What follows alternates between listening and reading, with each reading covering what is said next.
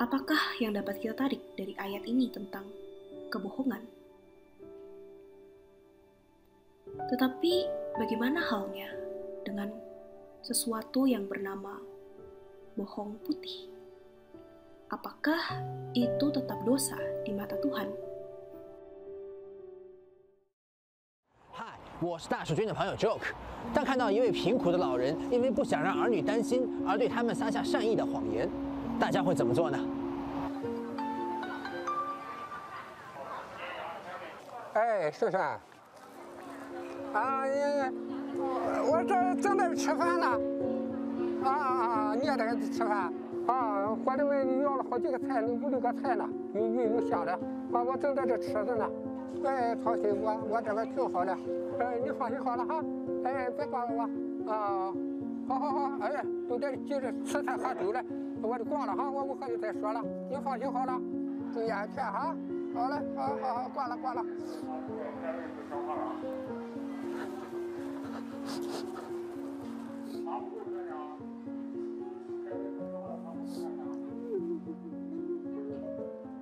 Video ini merupakan sebuah eksperimen sosial yang mencoba untuk mencari tahu apa yang akan dilakukan orang-orang ketika melihat seorang bapak tua yang kekurangan mengatakan sebuah bohong putih kepada anaknya karena ia tidak ingin anaknya itu khawatir.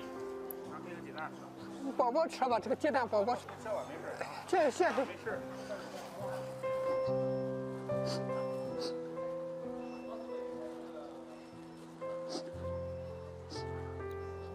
Sebuah eksperimen yang mampu mengubahkan hati orang yang melihatnya.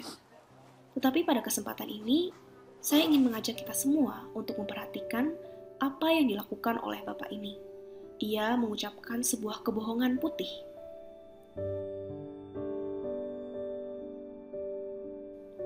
Dari video tersebut, saya merasa kita setidaknya mendapatkan sebuah gambaran akan apa bohong putih ini.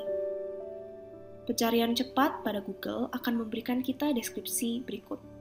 Sebuah kebohongan yang tidak berbahaya atau sepele yang dilakukan untuk menghindari menyakiti perasaan seseorang. Atau dalam Merriam-Webster Dictionary, definisi bohong putih adalah kebohongan tentang masalah kecil atau tidak penting yang dikatakan seseorang untuk menghindari menyakiti orang lain.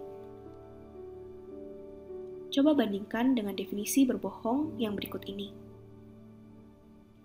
Kepalsuan yang diucapkan atau dilakukan untuk tujuan penipuan, pelanggaran kebenaran yang disengaja, ketidakbenaran yang diucapkan dengan maksud untuk menipu. Kita dapat menarik kesimpulan dari definisi kedua kata tersebut bahwa bohong putih ini dilakukan dengan maksud atau tujuan yang baik, berbeda dengan hanya berbohong saja yang mempunyai konotasi pasti yang negatif. White atau kata putih yang ada di depan merupakan asosiasi lama terkait warna hitam dan putih, di mana warna putih ini diartikan sebagai kebaikan atau kemurnian. Istilah yang dikaitkan dengan bohong putih ini antara lain seperti harmless lie, little lie, sedangkan kebohongan disebut sebagai big lies atau real lies. Tidak hanya itu, tetapi para ahli sosial menganggap bahwa kebohongan putih adalah hal yang dapat diterima dan dibutuhkan dalam menjaga relasi, untuk tidak menyakiti perasaan seseorang, untuk menghindari konflik, dan bahkan kebohongan putih ini lahir dari sebuah rasa kasih sayang.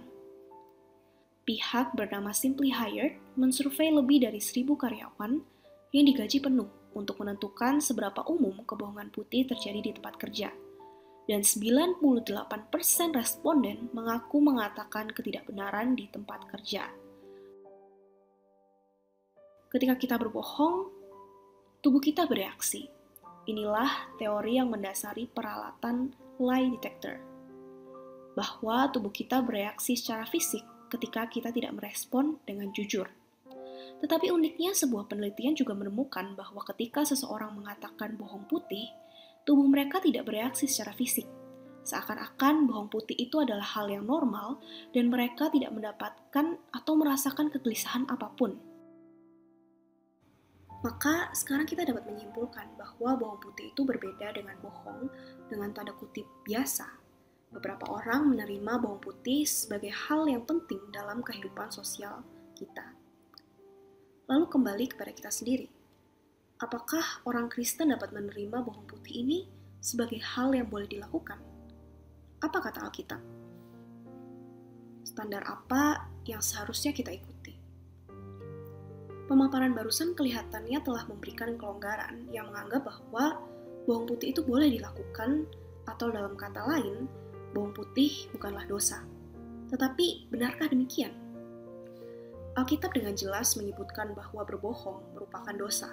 Imamat 19 ayat 11 berbunyi, "Janganlah kamu mencuri, janganlah kamu berbohong, dan janganlah kamu berdusta seorang kepada sesamanya."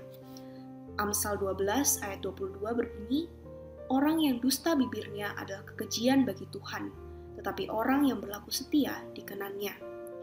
Tetapi bagaimana dengan bohong putih yang kecil ini? Saya pernah mengikuti sebuah seminar yang membahas mengenai topik bohong putih ini, dan dilakukan sebuah survei. Hasil menunjukkan bahwa sebagian besar orang memutuskan untuk percaya bahwa bohong putih ini bukanlah sebuah dosa. Mereka tentunya memiliki alasan-alasan dan argumen-argumen pribadi yang mendasari keputusan tersebut. Maka dari itu, video ini akan membahas 3 argumen yang saya amati sering dijadikan fokus pembicaraan dalam memperdebatkan bohong putih ini. Yang pertama adalah bohong putih yang diterima atas gagasan bahwa tujuan akhir yang baik membenarkan kebohongan. Atau kita dapat menggunakan istilah the end justified the means. Bagian Alkitab yang sering dikutip untuk mendukung gagasan ini adalah kisah seorang wanita bernama Rahab dalam Yosua 2 ayat 1-7 yang berbohong. Yosua bin Nun mengirimkan 2 orang pengintai dan berkata, "Pergilah, amatilah negeri itu dan kota Yeriko." Maka kedua pengintai itu pergi dan sampailah mereka ke sebuah rumah seorang perempuan sundal bernama Rahab. Lalu mereka tidur di situ. Kemudian diberitahukanlah kepada Raja Yeriko demikian, "Tadi malam ada orang datang kemari dari orang Israel untuk menyelidik negeri ini." Maka Raja Yeriko menyuruh orang kepada Rahab, mengatakan, "Bawalah keluar orang-orang yang datang kepadamu itu, yang telah masuk ke dalam rumahmu, sebab mereka datang untuk menyelidik seluruh negeri ini." Tetapi perempuan itu telah membawa dan menyembunyikan kedua orang itu. Berkatalah ia, "Memang orang-orang itu telah datang kepadaku, tetapi aku tidak tahu dari mana mereka." Dan ketika pintu gerbang hendak ditutup menjelang malam, maka keluarlah orang-orang itu, aku tidak tahu kemana orang-orang itu pergi. Di sini kita dapat melihat dengan jelas bahwa Rahab berbohong. Permasalahannya timbul ketika Tuhan memuji Rahab. Ibrani 11 ayat 31 menyebutkan bahwa karena iman maka Rahab, perempuan sundal itu tidak turut binasa bersama-sama dengan orang-orang neraka karena ia telah menyambut pengintai-pengintai itu dengan baik. Dan Yakobus 2 ayat 25 menyebutkan, "Dan bukanlah demikian juga Rahab, pelacur itu, dibenarkan karena perbuatan-perbuatannya, ketika ia menyembunyikan orang-orang yang disuruh itu di dalam rumahnya, lalu menolong mereka lolos melalui jalan yang lain." Ayat-ayat ini digunakan orang-orang untuk menegaskan gagasan bahwa bohong itu dapat dibenarkan karena sebuah maksud baik. Tetapi perhatikan baik-baik bahwa ayat ini tidak membenarkan Rahab atas tindakan bohongnya. Bagian Alkitab selanjutnya yang juga sering dikutip terdapat pada Keluaran 1 ayat 15-22 yang membahas mengenai kisah bidan-bidan Mesir bernama Sifra dan Pua yang takut akan Allah dan tidak melakukan perintah Raja Mesir. Sebaliknya, mereka membiarkan bayi-bayi perempuan Ibrani itu hidup. Ketika Raja Mesir menanyai mereka, bidan-bidan itu menjawab, "Sebab perempuan Ibrani tidak sama dengan perempuan Mesir, melainkan mereka kuat. Sebelum bidan datang, mereka telah bersalin. Maka Allah berbuat baik kepada bidan-bidan itu, bertambah banyaklah bangsa itu dan sangat berlipat ganda.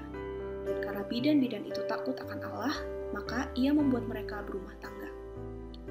Sekali lagi disimpulkan bahwa Allah memberkati mereka. Allah pun tidak menghukum kebohongan mereka karena kebohongan itu mendatangkan maksud yang baik. Tetapi perhatikan baik-baik. Tuhan memberkati bidan-bidan ini karena mereka takut akan Allah. Sedangkan tindakan mereka untuk berbohong dilakukan karena mereka takut kepada Firaun. Tidak ada pembenaran apapun terhadap kebohongan dalam kisah ini. Poin yang kedua adalah berbohong demi mendapatkan atau memilih kebaikan yang lebih besar, atau istilahnya the lesser of two evil atau greater good, memilih yang lebih ringan dari dua kejahatan atau kebaikan yang lebih besar. Kisah Para Rasul 6 ayat 8-7 ayat 60 menceritakan Stefanus yang semangat memberitakan Kristus. Ada pihak-pihak yang melawan dia, mereka menyeretnya dan membawanya pergi ke hadapan mahkamah agama. Mereka memajukan saksi-saksi palsu yang menuduh bahwa Stefanus menghina tempat kudus dan hukum Taurat.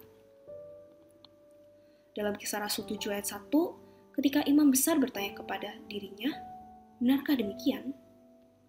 Stefanus dapat saja melakukan kebohongan putih dengan maksud memilih kebaikan yang lebih baik. Ia dapat menghindarkan dirinya dari bahaya supaya ia dapat terus menyebarkan Injil dan menyaksikan kabar baik. Bukankah itu adalah suatu kebaikan yang lebih besar dalam situasi seperti ini? Namun, Stefanus tidak berbohong. Ia malah memberitakan Kristus dan ia terbunuh. Poin ketiga, saya mengamati bahwa orang-orang membenarkan bohong putih karena apabila tidak, implikasi yang muncul adalah bahwa mereka berbuat dosa. Apabila kita memilih untuk percaya bahwa bohong putih adalah dosa, hal itu berarti kita tidak boleh lagi mengucapkan bohong putih tersebut. Kita harus menjaga perkataan kita setiap waktu. Kemungkinan kita juga akan kesulitan dalam situasi sosial. Kita harus berhadapan dengan konflik-konflik yang dulunya mungkin dapat kita hindari. Orang-orang tidak menganggap bohong putih sebagai dosa, karena jika iya, hal tersebut akan mempersulit kehidupan mereka dalam lingkungan keluarga, pekerjaan, persahabatan, maupun pelayanan. Mari kita mengambil waktu untuk mengevaluasi kembali argumen-argumen yang telah kita bahas. Argumen yang pertama sekilas tampaknya menunjukkan kontradiksi dalam Alkitab. Satu sisi, Allah melarang kita untuk berdusta, berbohong. Tetapi di sini kita melihat kisah-kisah dalam Alkitab yang tampaknya Allah tidak menghukum mereka atas bohong yang mereka lakukan. Tapi pemikiran yang seperti ini tidak tepat. Benar atau salah tidak dilihat dari konsekuensi.